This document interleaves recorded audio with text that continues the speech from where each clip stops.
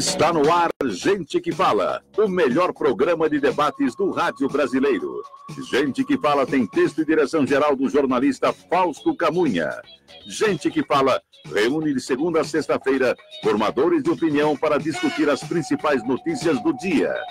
Gente que Fala tem o selo de qualidade ABCOM.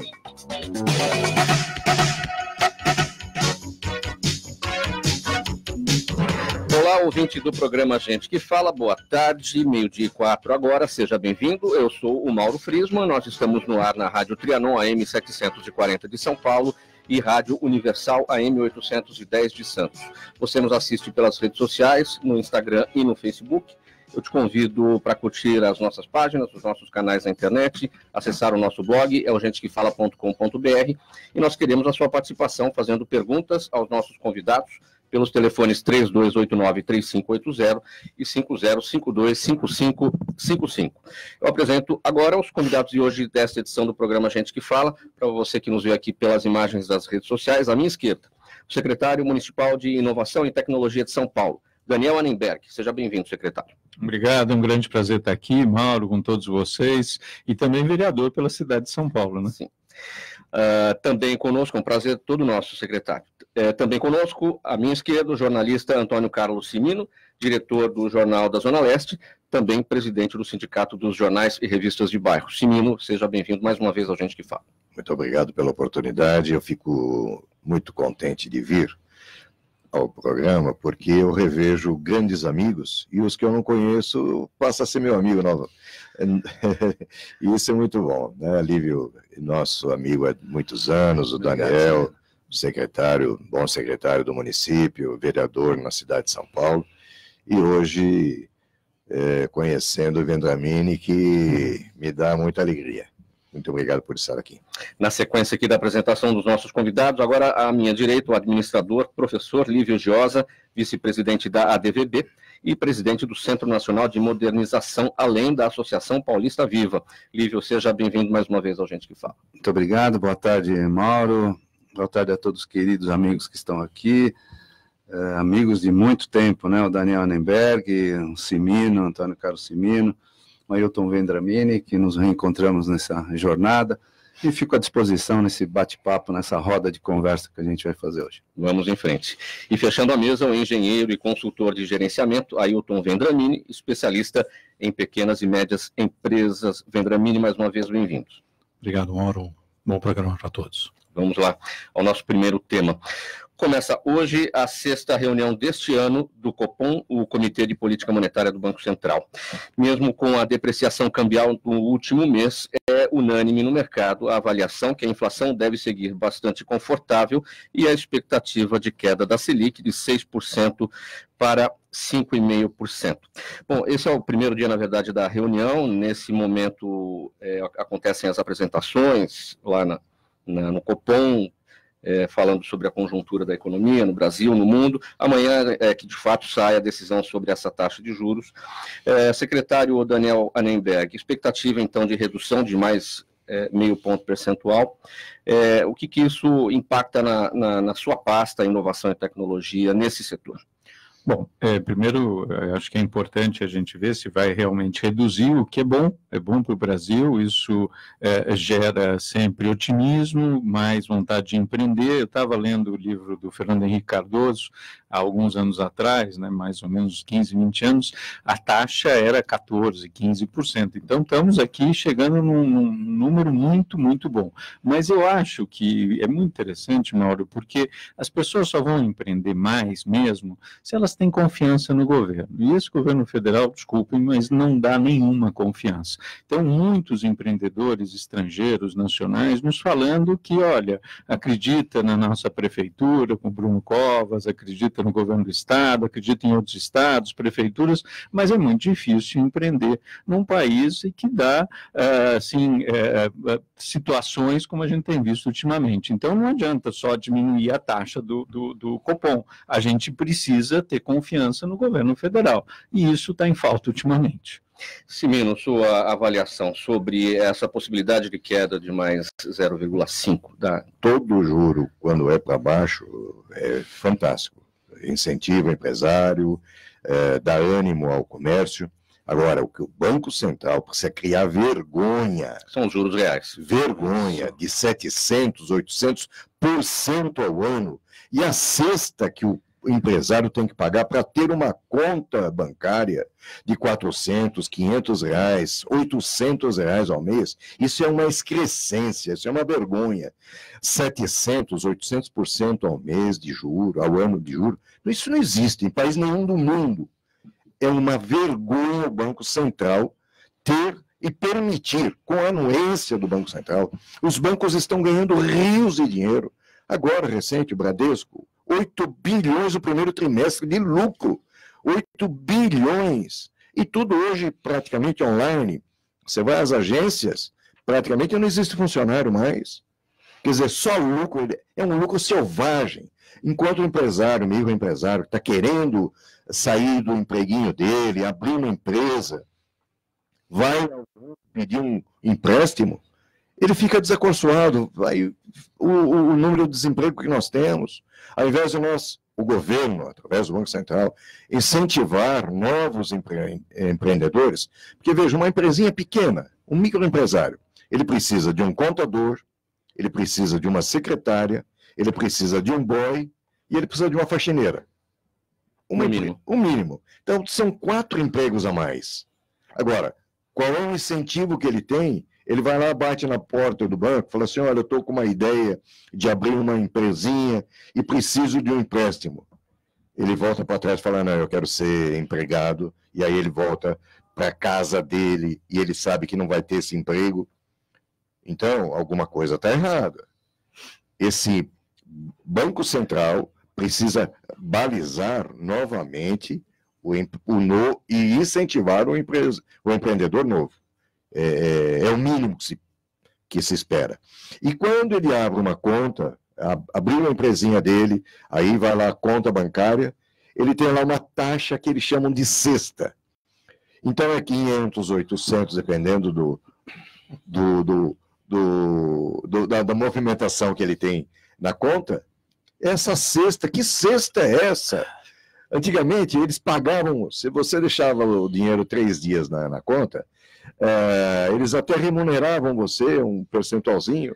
Agora você tem que pagar para o banco e fora, isso é a cesta, fora as taxas, talão de cheque. Você tem um talão de cheque de 10 folhas, se você precisar do segundo, você paga.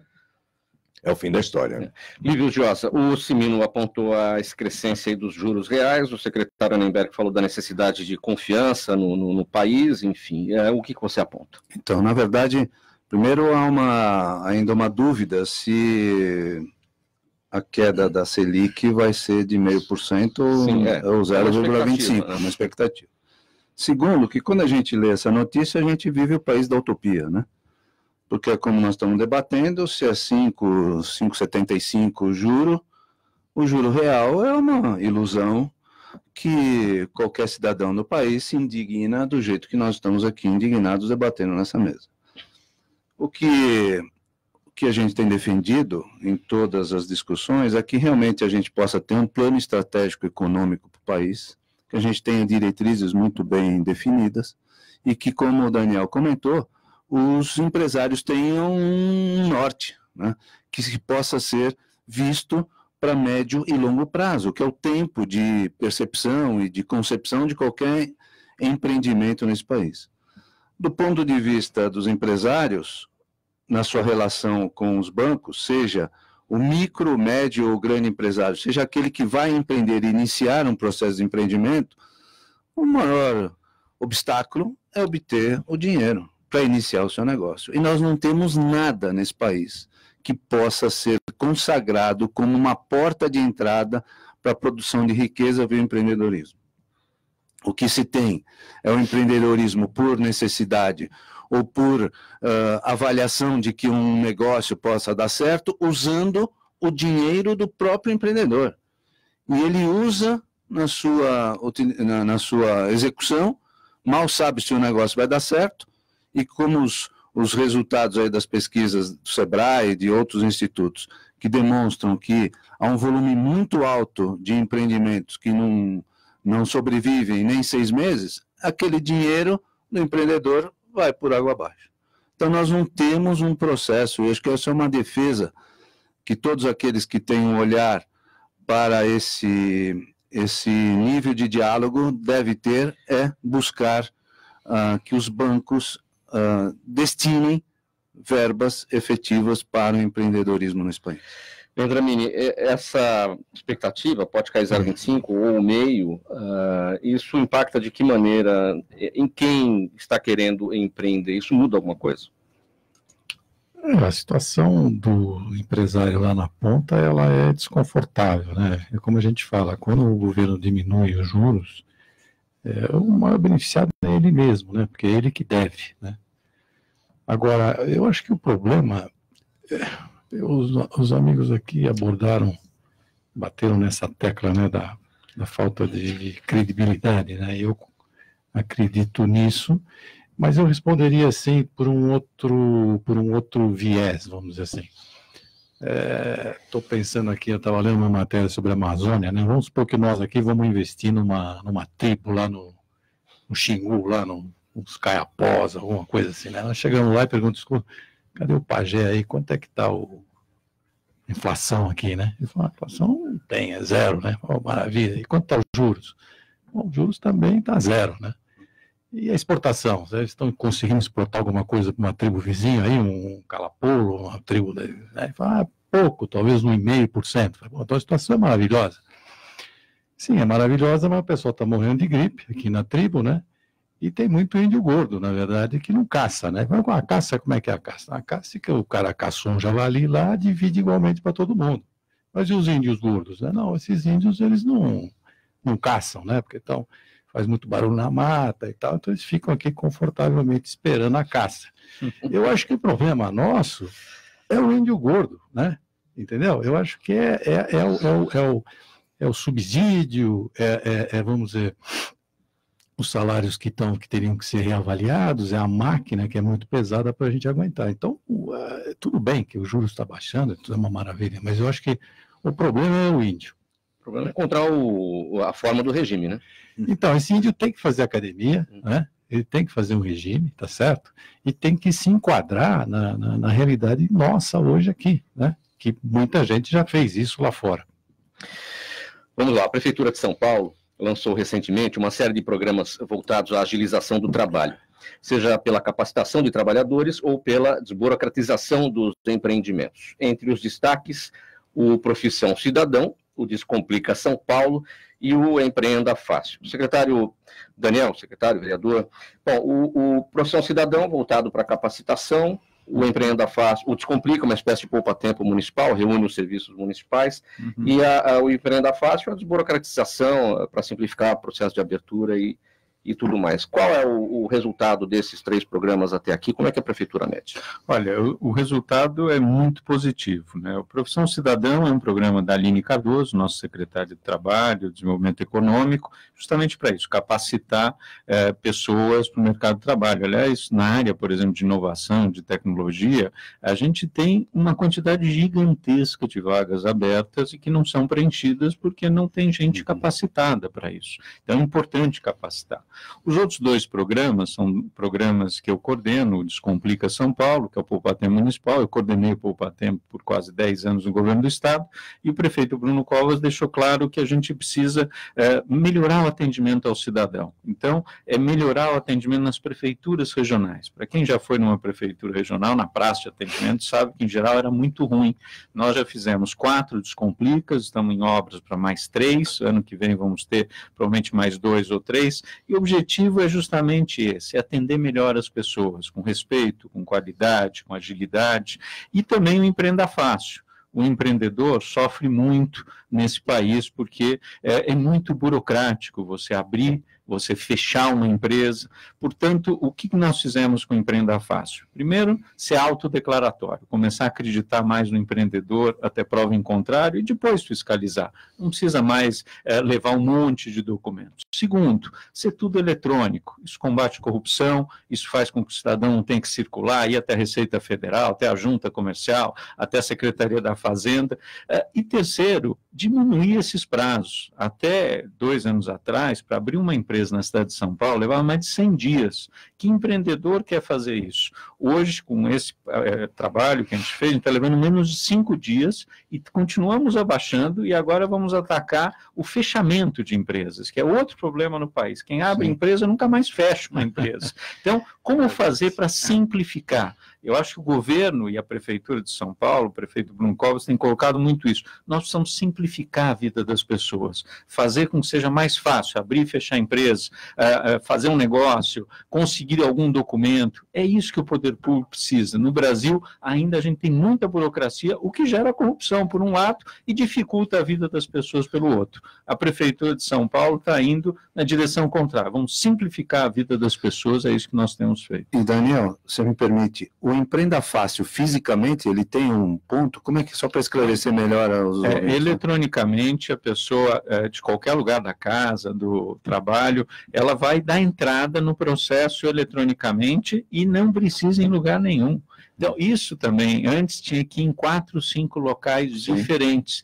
E nós continuamos trabalhando com a junta comercial para reduzir ainda mais esse prazo. Aliás, melhorou no Doing Business. O Banco Mundial mede anualmente a situação dos países. E o Brasil, basicamente, São Paulo, que aí responde por 1/3, quase metade da abertura de empresas, e o Rio de Janeiro. A gente conseguiu aí melhorar pelo menos umas 20 posições no Doing Business e queremos melhorar mais, porque é isso que faz com que o empresário também acredite, além de diminuir a taxa de juros, acreditar no governo federal, é simplificar a vida dele, para que ele possa abrir mais rapidamente e eletronicamente uma empresa. Não precisa mais ir em lugar nenhum, Lívia. Nós precisamos divulgar mais, né? Precisamos. Empreenda Fácil, Descomplica São Paulo. É verdade, você tem toda a razão. A Prefeitura, a gente agora vai começar a divulgar mais, porque isso realmente é simplificar e facilitar a vida do cidadão e do empresário. Secretário, todos esses 3 programas são muito importantes, não sei se dá para a gente eleger qual é o mais importante, mas aqui para mim chama a atenção essa questão da capacitação,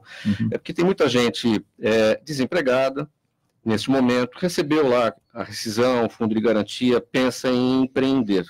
Agora, é preciso empreender, fazer um empreendedorismo produtivo, não adianta fazer as coisas às pressas. Se você não está capacitado para isso, a chance de dar errado é muito grande. Então, me parece esse um ponto muito importante entre os 3. O Lívia conhece bem isso, né? Tanto a DVB, a Sebrae, tem feito um trabalho, e a Prefeitura tem ajudado muito nisso, tá certo?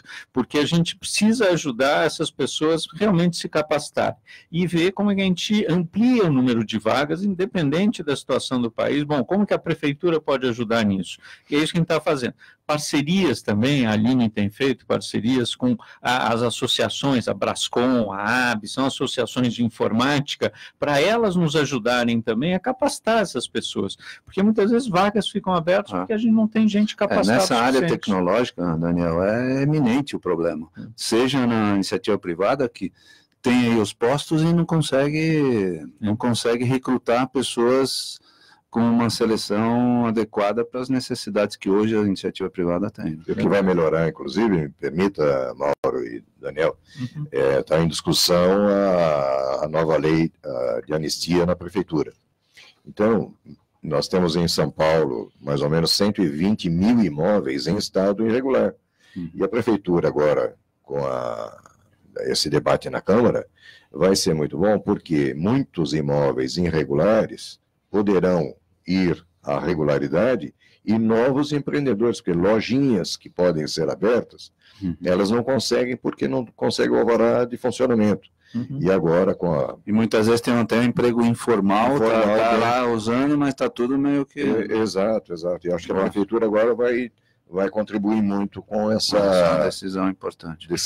A Secretaria de Licenciamento está fazendo um trabalho também na área de licenciamento para agilizar, porque aí é outro setor delicado e que sempre foi muito complicado para você conseguir um monte de coisas, os habites. Então, a gente precisa simplificar essa parte também para não ter nada de errado acontecendo. Quanto mais serviços eletrônicos, eu fui presidente do Detran, quando eu cheguei tinha 2 serviços eletrônicos, quando eu saí tinha 27, a ideia é mais serviço eletrônico, menos corrupção. Mais serviço eletrônico, mais simplificação para a população e você agiliza o processo. Vendramini, seu entendimento sobre esses 3 programas, o que você considera mais importante para o empreendedorismo? Eu queria vou comentar um pouco o que o Daniel falou, no seguinte sentido: eu recebi recentemente, nem sabia, um programa Minha Chance, né, que é um programa do Estado. Você tem uma empresa, então você necessita de um determinado funcionário com determinada formação. Então você vai nesse programa do Estado, da Minha Chance, coloca lá a sua necessidade, o Estado treina para aquela atividade e te entrega o fulano, né, treinado lá na frente. Eu achei muito interessante. Eu acho que tudo que o secretário falou vem de encontro às nossas necessidades, né? Agora, a gente assistiu esse filme lá atrás também, né? Eu estou me lembrando aqui de começo dos anos 80, eu lá naquele hotel Diplomata, em Florianópolis, encontrando o senhor Beltrão, né? O velho Beltrão. Vamos desburocratizar. Eu me lembro que estava com um visitante da Escandinávia falando: isso aqui vai resolver o nosso problema, né? Me lembro do Serra lançando um programa até meio místico, né? Que era o Desata a Nó, né? Você vai lá, se benze e a empresa sai rápido.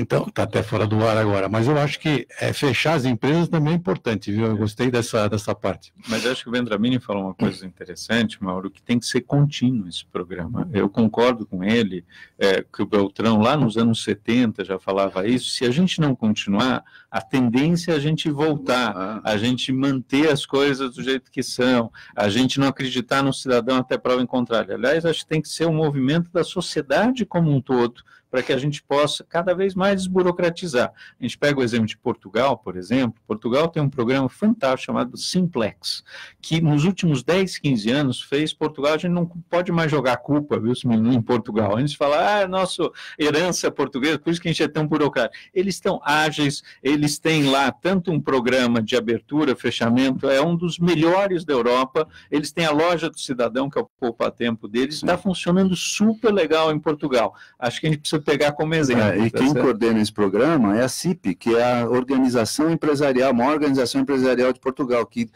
dialoga com o poder público intensamente, semanalmente. A gente acompanha muito também esse programa e dá um super resultado. Simão, para a gente encerrar esse tópico, você como jornalista tem uma notícia para a gente hoje, lá no Vale do Anhangabaú, milhares de pessoas numa fila para 4.000 vagas de emprego na área do comércio, né, basicamente.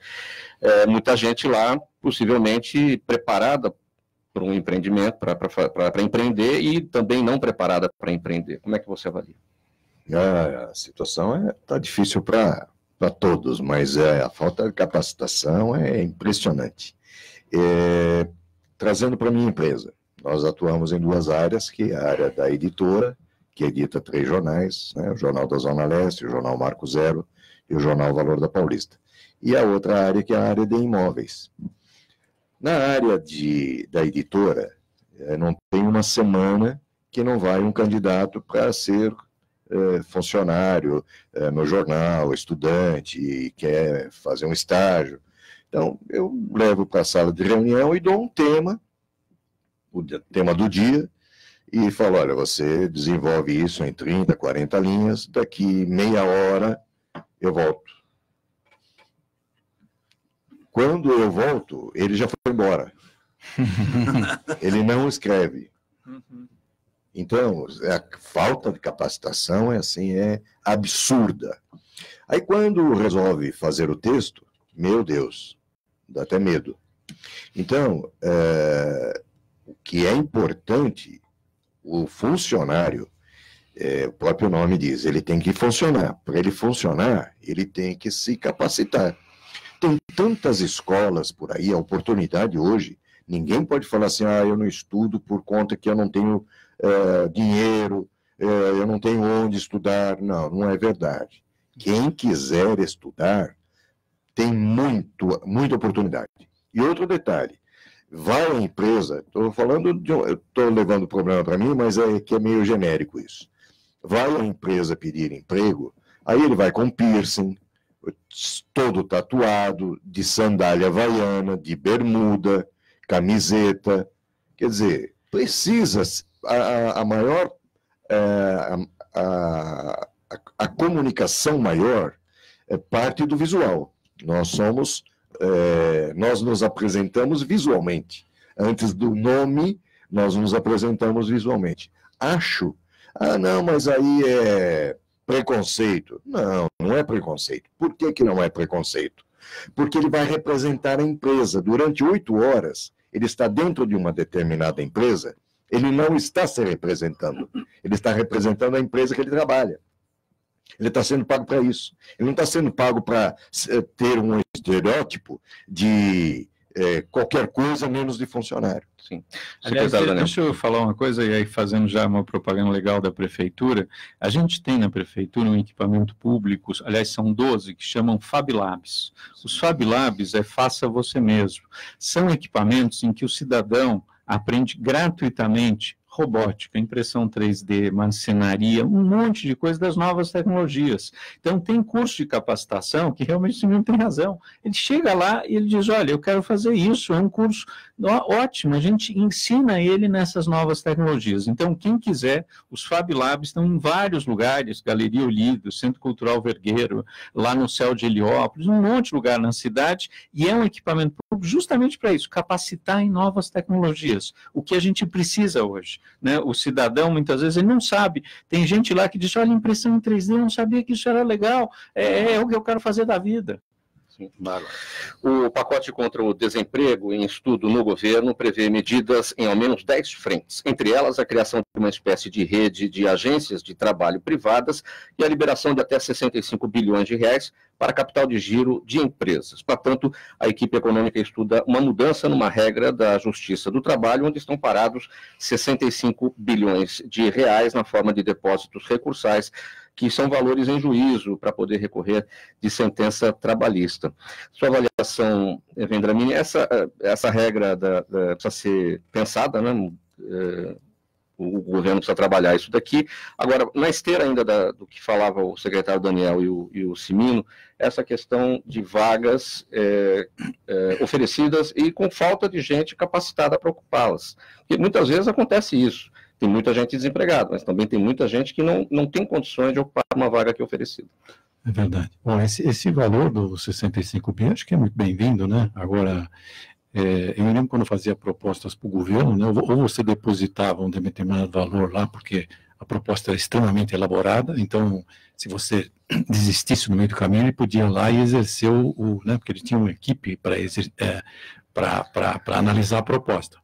Se você desistisse, ele ia lá, sacava o dinheiro do banco. Ou então, depois, você podia... Uma segunda opção era dar fiança bancária. Aqui também ele tinha lá umas regrinhas, mas ele conseguia sacar. E a terceira opção é isso que você comentou agora, o seguro garantia, né? Esse é mais difícil de sacar, quer dizer, esse dinheiro vai para o empresário, mas tem um monte, sabe como é que é? Eu pagar seguro, né? C e tal. Então é mais difícil, mas eu acho que é uma boa medida. Agora, eu me lembrei agora, outro dia, ano passado, não sei, eu estava assistindo televisão e estava o Jorge Paulo Lema dando uma entrevista.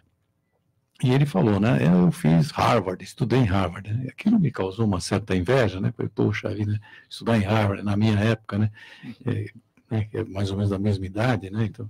Aí eu entrei na internet, falei, Harvard, eu quero fazer um curso em Harvard. Ah, pô, tem lá, né, eu vi lá um site EDX, né, entrei, tinha centenas de cursos, falei, vou fazer um curso em Harvard, né, entrei, o cara me deu, pode fazer e tal, quanto é? Gratuito.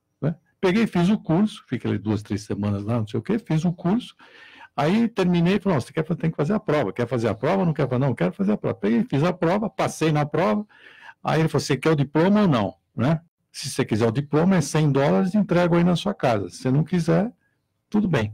Bom, adorei a brincadeira, né? Sentado no sofá, eu peguei um lá em Singapura, falei, vou agora para Singapura. Fiz outro em Singapura, fiz outro não sei onde, fiz uns 4, 5, sentado no sofá em casa, virou um hobby, né? Aí parei agora de fazer isso, mas eu digo, a facilidade, quem quiser hoje, vai atrás e acha. E uma outra coisa, pegando agora um gancho no negócio da educação aí, que é, o que eu vejo assim, a gente está faltando, vamos dizer, a gente vê tanta grita, né, com relação à educação, e aí tem essas facilidades. Mas o que eu vejo da minha época, né? Você tinha lá a lousa preta, evoluímos para a lousa verde, da verde evoluímos para o quadro branco com o pincel, certo? Tudo bem. Então, como diz o VJ lá, aquele guru da administração, você tem que sentar em cima do caixa, tá certo? Olhar o passado, tentar desconstruir e ver o que tem de sinais no futuro, né? Então, você vê hoje, Você pega, por exemplo, aquela SU lá da Singularity University. Os caras não dão diploma mais. O cara fala assim, não vou te dar o diploma, por quê? Porque a hora que você sair daqui, a tecnologia já é outra. Você se vira com o que você tem aí. Só o fato de você... E uma das faculdades mais concorridas dos Estados Unidos é a Singularity University, né? Todo mundo quer entrar lá. Você tem aquela do francês, que eu não me lembro o nome dele agora, que criou aquela Universidade 42, né? Você entra lá na Universidade 42, os alunos que dão... Você tem um projeto, você entra, quem tem esse projeto também? Ah, fulano tem. Né? Aí se junta ali e tal, um aluno avalia o outro e vai embora, sai lá na frente com o projeto. Então, acho que mudou muito essa metodologia de aprender. É uma questão um pouco de proatividade também no nosso pessoal, e dar um passinho à frente e se inteirar do que está acontecendo. Você também está nessa esteira da modernização, Lívio? Sim.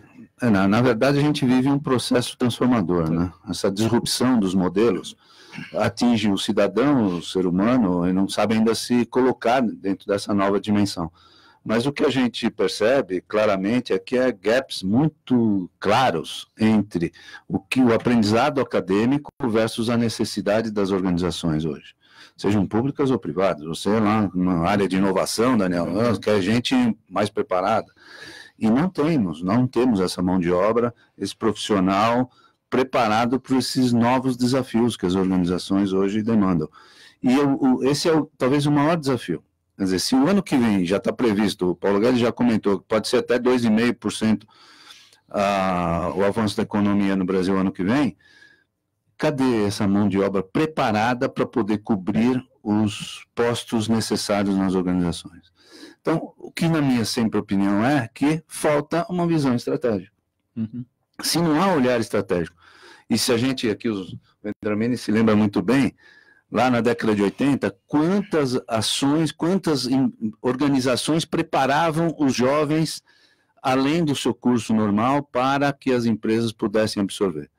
E eu me lembro, Daniel, quando eu fui deputado, eu quis desenvolver uma lei, apresentei essa lei, mas não foi aprovada, no sentido de promover às empresas subsídios para que elas pudessem investir na capacitação permanente dos profissionais. Porque quem lida com as empresas sabe que nós vivemos um processo dinâmico.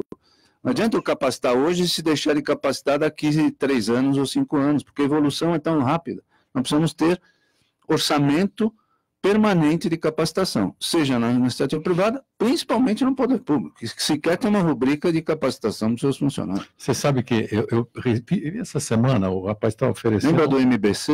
Ele estava oferecendo curso para emenda de cabo. Então, emendar cabo não é uma coisa simples quando o cabo tem, por exemplo, sei lá, 15, 20 camadas. Tem que ter toda uma tecnologia. Então, tem o curso, 4 meses de curso, né? Depois do 4 meses você recebe diploma, e depois do diploma vinha escrito assim, válido por 2 anos. Porque vai mudar o cabo. Entendeu? Vai mudar o cabo. Então, esse negócio de educação continuada é fundamental hoje. A gente tem que acordar. Eu, por exemplo, fiz engenharia nos anos 70, eu nem falo. Né? Tenho um pouco de vergonha, porque, tá bem, eu exerci durante 20 anos, mas mudou. Na minha época era componente discreto, controle separado de proteção, hoje é tudo uma coisa só, eu não entendo mais. E, Mauro, só para completar, o aspecto tecnológico, os cursos à distância hoje estão muito mais preparados tecnologicamente para dar suporte a quem está lá se utilizando dele e, ao mesmo tempo, avaliando. No início dos cursos à distância, não tinha esse processo avaliatório. Hoje, os sistemas, as plataformas digitais, elas dão condições para que você acompanhe se a pessoa está realmente fazendo passo a passo aquele curso, se ela cumpriu as horas, se ela faz uma avaliação e tem a nota certa. Então, hoje, você tem mecanismos tecnológicos que podem realmente dar condições para que o indivíduo, solitariamente, se autoprograme no sentido de ter um estudo para oferecer sua própria capacitação. Né? Nesse balão de ensaio que eu fiz lá em Harvard, lá e tal, você tinha esses chats aí, então, sala de debate. Sim. Então, você, a hora tal, tem lá, entra lá entra um japonês, entra não sei quem, você fica ali e tal. Mesmo que você não fale nada, não escreva nada, hoje, só por osmose você aprende bastante. Isso mesmo. Agora, secretário Daniel Annemberg, a despeito de todo esse ferramental tecnológico, o que acontece é que muita gente sem a instrução de base, né? Então fica muito difícil correr atrás de um atraso que não, as ferramentas, todas essas ferramentas não seriam capazes de ajudar. Mas na Prefeitura de São Paulo, nós estamos colocando nas escolas municipais isso que tem no Fab Lab, que são laboratórios com essas novas tecnologias. Nos céus, a ideia é que isso tenha para todos. Então, isso é uma questão muito importante que você está falando. Como é que a gente faz para que essas novas tecnologias também não sejam excludentes? Então, por exemplo... São os analfabetos digitais. Exatamente. Então, por exemplo, uma das coisas que a gente está coordenando também é... Ou funcionais, né? Isso, é a ampliação, por exemplo, do Wi-Fi público na cidade de São Paulo. A gente tinha 120 praças e parques, vamos chegar agora a 620, vamos quintuplicar. E onde? Nas regiões mais carentes, né? Também em CELS, unidades básicas de saúde, centros culturais, centros esportivos. Por quê? Porque senão nós temos pacote de dados aqui nos nossos celulares. As pessoas que têm menos recursos não têm. Então, a gente tem que tomar cuidado para a gente não ampliar esse fosso com as novas tecnologias, e sim como fazer inclusão digital e social para essas pessoas que têm grande dificuldade de acessar essas novas tecnologias. A indústria do jornalismo no Brasil foi abalada pelo surgimento da mídia digital e pela recessão econômica. Jornais, revistas e até a TV viveram muitas demissões nos últimos anos, mas a onda de transformações e incertezas trouxe de volta não apenas a criatividade para novos negócios, mas também o fortalecimento da imprensa mais séria e conservadora, onde o leitor sério vai buscar informações confiáveis contra as fake news. Como é que está a vida do jornalista no meio dessa confusão toda de desemprego, Cimino? E o jornalista sabe empreender? Sabe. Alguns, né? Nem todos. Empreender não é simples, não é tão simples, né? Tanto que o que abre de empresa no Brasil é número assustador. Mas os jornalistas empreendem? Assessorias de imprensa? Tem vários, né? Tem vários segmentos. Jornais de bairros, revista de bairros, assessoria de comunicação, assessoria de imprensa, rádios comunitárias, TVs comunitárias. Então o espaço é bom. Aquela história, o mercado vai balizando, vai peneirando e ficam os bons, né? E nós tivemos agora... de 20 anos para cá, a internet, as mídias sociais, e há tempos, e aqui mesmo já comentei sobre isso, a grande imprensa e as revistas, quando inventaram, o gênio inventou a assinatura, porque assinatura, e eu, à época, no Jornal da Zona Leste, nós não tínhamos ainda os outros dois jornais, comentei que eles não estavam se dando um tiro no pé, eles estavam se dando um tiro no peito. Por quê? Num primeiro momento, a assinatura foi o grande lance, faturaram, né? Só que o leitor que estava acostumado a ir à banca de jornal, comprar o jornalzinho dele, aquele papinho com o dono da banca, ele levava uma palavra cruzada, levava uma revista de culinária e outros produtos de leitura, acabou não indo mais à banca, porque ele fez assinatura. Aí deu um problema financeiro na casa dele, o que ele faz? Primeira coisa, supérfluo, entre aspas, não assino mais, corto a assinatura. E aquele vínculo que ele tinha com o dono da banca, como não existe mais, ele fica com vergonha de ir lá e fala assim, olha, eu quero comprar um jornal, a revista e tal. E quebrou esse elo, né? Então, depois os editoriais, né? Nós estamos hoje, não tem uma pessoa que eu converse que não fala assim, eu não assisto mais a Globo, eu deixo de assistir tal canal de televisão. Então a gente vê os Big Brothers Brasil, Casa da Fazenda, sei lá como que chama isso. A TV aberta corre esse grave erro. Tudo que é aberto, por exemplo, nós, jornais de bairros, porque você pega todos os jornais de bairros, 99,99% não tem palavrão, não tem mulher pelada, não tem fala de sexo, não tem matéria de sexo, não tem matéria de bissexual, não tem matéria... Por quê? Nós entramos na casa do munícipe sem lhe pedir. Então nós temos que tomar muito cuidado com isso. A TV aberta corre este erro. Por que a Globo hoje é a TV mais desacreditada do Brasil? Por conta de que você vai lá na TV aberta, você vê um casal às 9 horas da manhã se beijando. Agora, recentemente, eu não vi, mas as notícias correm. O pai beijando o filho na boca e tal. Espera um pouco, onde nós estamos? Ah, não, você é antiquado. Não, eu acho que não. A família, o núcleo familiar, continua o mesmo. Pai, mãe, filhos. Que eu vejo assim, quando a esposa está grávida, quando a mulher está grávida, os pais da moça, o sogro e sogra, ficam torcendo, vai ser menina, vai ser menino, vou comprar roupa azul se for menino, ou não é isso? Já foi assim. Mas tem alguém que torce e fala assim, tomara que ele seja homossexual? Eu duvido. Eu duvido. Então, essa quebra de família está gerando tudo isso. Então, as TVs desacreditadas, jornais desacreditados. Hoje, você pega a Folha de São Paulo de hoje. A Folha de São Paulo de hoje tem uma matéria do Maduro. E a matéria do Maduro diz o seguinte, texto da Folha de São Paulo. Pode abrir. Matéria do Maduro, que a jornalista foi para lá, ele não atendeu, porque ele fez uma reunião com o povo e tal. E o valor do petróleo está muito baixo. Então, ele está preocupado, e aí critica os países antagônicos a ele e tal. Na página seguinte diz, Petrobras não aumenta o preço do petróleo, apesar do nível do preço estar muito alto no mundo. Mas é uma página ou outra, quer dizer, você vai acreditar em quem hoje? Então a imprensa é culpada, o editor hoje precisa tomar muito cuidado. Porque quando você vai à banca comprar um jornal, você compra a responsabilidade do que está lá dentro. Então eu não gosto mais. Eu, por exemplo, cancelei a minha assinatura na Folha por conta disso. Quando surgiu a matéria que eles eram favoráveis ao uso da maconha, eu falei, peraí, isso não vai entrar mais na minha casa.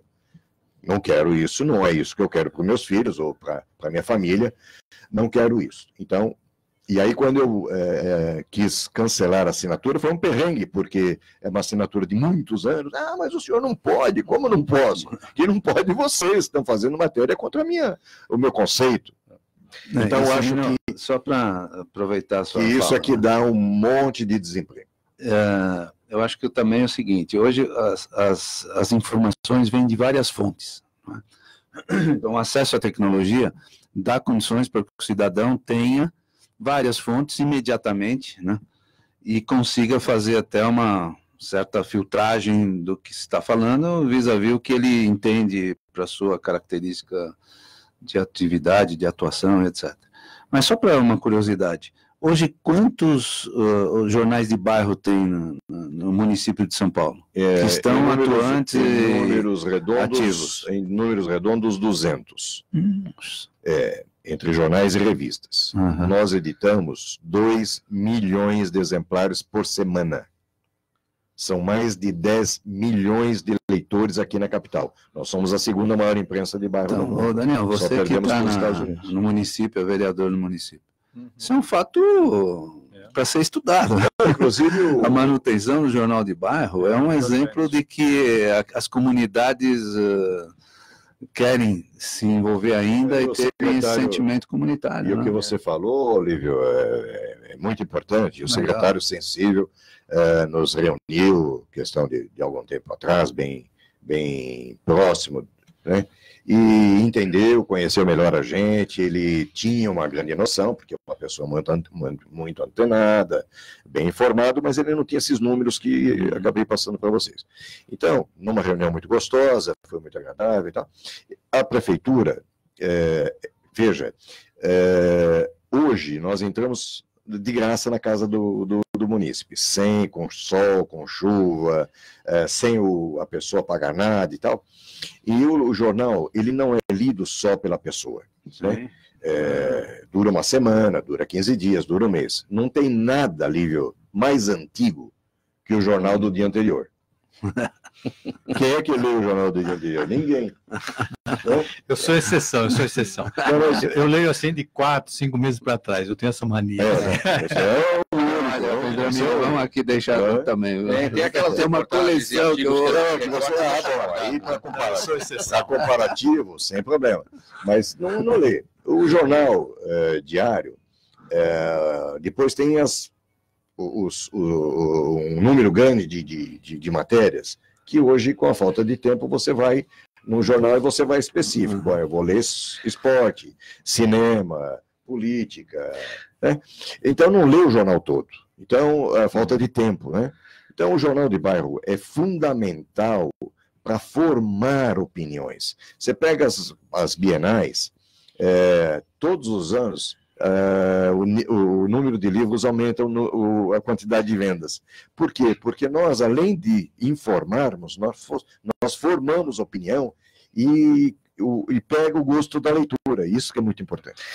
Vamos lá para o tema do Lívio agora. O Supremo Tribunal Federal declarou a validade do dispositivo da Lei Geral das Concessões, que autoriza a terceirização das atividades inerentes, acessórias ou complementares das concessionárias de serviço público. A decisão atende queixa da Associação Brasileira de Distribuidores de Energia Elétrica e contraria a Justiça do Trabalho, que vinha decidindo reiteradamente em sentido contrário.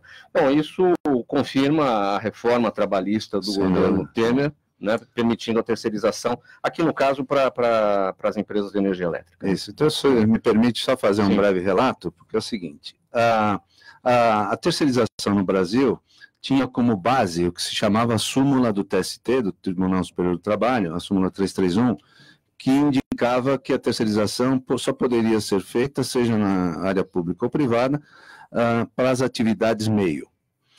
Fazendo também uma ressalva, final da década de 80, quando a gente trabalhou muito essa temática, eu era diretor de administração da Eletropaulo e vice-presidente. E iniciamos na Eletropaulo o primeiro programa, Eletropaulo, concessionária pública de energia, primeiro programa de terceirização. Foi histórico. Tanto é que a Eletropaulo foi considerada a melhor empresa pública do país, capa da revista Exame, em 1989. A partir daí, a terceirização se desenvolve muito no país, cresce na percepção do setor de serviços, os prestadores de serviços, em todas as áreas, e desde 2003, a lei da terceirização é debatida no Congresso Nacional e nunca chegou a um bom termo. Até 2017, quando é promulgada em 31 de março de 2017, a lei da terceirização. O que a lei determina? Que a terceirização se dará em todas as atividades, meio e fim. Para quem é da administração sabe como é difícil você definir o que é atividade meio, o que é atividade fim. Depende do negócio. Esse foi o grande problema da terceirização no Brasil, porque cada juiz interpretava de um jeito e a coisa ficava muito intangível. Com a lei, isso se tornou absolutamente definido. Em agosto de 2017, depois de várias demandas jurídicas, o STF novamente vota pela constitucionalidade da lei. Isso significa que não tem mais dúvida. A lei da terceirização é aplicada, seja na atividade pública, seja na atividade privada, de uma forma absolutamente ampla, atingindo as ditas atividades fim e as atividades meio. Essa última decisão do STF é uma decisão dele próprio, né? Porque as próprias concessionárias foram contestadas e, de novo, a Justiça Trabalhista é que impede esse tipo de formatação. A nossa leitura hoje é que, sem dúvida alguma, todas as atividades no Brasil vão seguir a lei da terceirização. Gente, vamos para as perguntas do público bem rapidamente, que a gente tem pouquíssimos minutos. Jaime do Jardim Bonfilholi pergunta para o senhor secretário Daniel Annemberg: em que medida as privatizações e a expansão da internet poderão ajudar ou atrapalhar a reduzir os índices de desemprego? Bem objetivamente, secretário. Bem objetivamente. Eu sou favorável tanto à questão da terceirização, privatização. Tem alguns setores que o Estado não precisa, não pode entrar na economia para eles concentrar nas coisas que são fins, que é educação, saúde, segurança pública. Então, isso é muito importante. E a gente conseguir, como a gente fez, né, ontem com o Pacaembu, a concessão do Pacaembu, eu sou favorável. Eu acho que a gente precisa trabalhar nesse sentido para ajudar que a economia possa se desenvolver e focar no que mais precisa. Mas é preciso um Estado que funcione. Isso é muito importante. Ailton Vendramini, o Marcos de Pinheiros pergunta por que os Estados Unidos vivem em pleno emprego, mesmo com muitas médias e grandes empresas se mudando para outros países. Bem objetivamente. Porque é uma economia liberal, né? Você pega, estou lembrando agora da Estônia, né? Que tinha uma economia se arrastando, né? Com a Rússia tomando conta lá, e quando foi liberada do cinturão ali, pulou do socialismo capitalismo, do socialismo para o capitalismo, e se tornou essa potência que é hoje. Simino, a Daniela do Tatuapé pergunta: é possível inovar no jornalismo? Aí ela cita aqui a inclusão de podcasts, por exemplo. Sem dúvida nenhuma. Isso é a função, a própria profissão, né, jornalista, é atualização diária, né? É minuto a minuto. E tem muito por inovar, tem muito por crescer. A imprensa tem que contribuir de uma maneira que ela passa a ser respeitada, ela não pode ser temida. Lívio, a Carla da Bela Vista: o que o cidadão pode fazer para andar com segurança à noite ou de madrugada aqui na Avenida Paulista? Oi, Carla. Nós estamos, desde a nossa posse, que foi agora em meados de junho, trabalhando muito essa dimensão da segurança na Avenida Paulista. Temos um diálogo absolutamente forte com os batalhões da Polícia Militar, a Guarda Civil Metropolitana, a própria Associação Paulista Viva, através de um trabalho junto aos seus associados, acabou de doar para a Polícia Militar 20 bikes absolutamente preparadas para, e já estão aí, né? Ainda hoje passamos na Paulista e vimos as bikes para preservar a segurança da nossa Paulista e região, e as coisas estão funcionando. Secretário Daniel, a Joana de Mauá: a burocracia é o grande inimigo do empreendedor brasileiro, até mais do que os impostos e a corrupção? Eu acredito que sim. E acho que, além disso, a nossa cultura também, de todos nós, aí não é só a burocracia pública, nós temos uma cultura no país ainda muito burocrática, todos os cidadãos. O Leonel Aguiar pergunta pelo Facebook se ele gostaria de saber se os telecentros irão voltar, pois a internet pública de rua está ruim, segundo ele. Não só, os telecentros existem e estão funcionando bem. Nós temos hoje em torno de 130 telecentros e a gente tem melhorado os telecentros justamente para as pessoas fazerem currículos, se comunicarem. Então, usem os telecentros, eles estão aí. Simino, a última pergunta. Vanderlei da Moca, de Empório 167. Ele pergunta se mesmo com a situação do país, mesmo com a atual situação do país, o mercado imobiliário vai deslanchar? Acredito que sim, por todos os motivos. As famílias crescem, os financiamentos estão aí à disposição de quem tiver condições, as construtoras já estão se movimentando, comprando terrenos e empreendendo. Eu acho que o Vanderlei está muito antenado mesmo. Eu acho que o mercado imobiliário agora já está decolando. 5 segundos para a sua despedida, Simino. Muito obrigado, agradeço mais uma vez o convite e estarei sempre à disposição. Vendramini, 5 segundos. 5 segundos? Conclusão. Já foram 3. A única coisa constante nesse mundo aqui são as mudanças. Lívio Josa, 5 segundos. Desculpa, agradecer mais uma vez a oportunidade de estar aqui. Um abraço forte para o Daniel, Simino e Vendramini. Muito bom estar aqui com vocês. Secretário vereador Daniel Annemberg. Mauro, é uma delícia estar aqui na Rádio Trianon com os amigos Lívio, Simino, Vendramini. É um prazer, voltarei sempre convidado. Muito obrigado. Em nome da equipe do programa Gente que Fala, secretário vereador Daniel Annemberg, o jornalista Antônio Carlos Simino, administrador e professor Lívio Giosa, o engenheiro Ailton Vendramini. Na mesa de som, o Cléo Rodrigues, na gerência técnica da Rádio Trianon, o Sérgio Souza, Cléo Rodrigues, não, é o Sérgio Souza na mesa, hoje está acumulando função. Sérgio Souza, hoje na mesa de som e também na gerência técnica da Trianon AM. Apresentação minha, Mauro Friesman. Pauta e redação, Pedro Schiavon. Diretora de produção, Zenilda Salvato. Direção-geral do jornalista Fausto Camunha. Do outro lado do programa Gente que Fala, você, ouvinte, a razão da nossa presença aqui. Muito obrigado pela audiência. Tchau, até amanhã.